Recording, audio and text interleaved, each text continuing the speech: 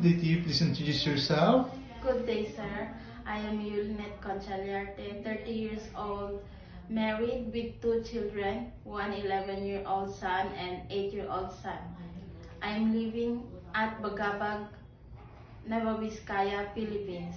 I have one brother and one sister, and I am the eldest child of the family. I am college level and I took Bachelor of Science in Mathematics. Okay. Can you tell me your work experience? Yes, sir. I have work experience in Singapore for 6 years as domestic worker. I served and cared for an elderly with dementia, carry her from wheelchair to bed, ensuring her timely and accurate medication,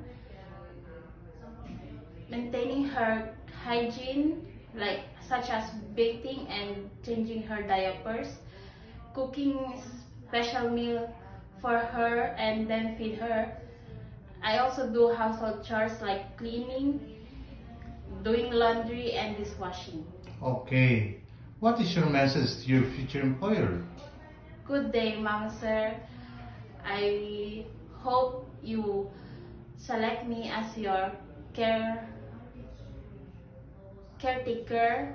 I am very hardworking, honest, and responsible person. I promise to serve you and your family with all my best. Thank you. Okay.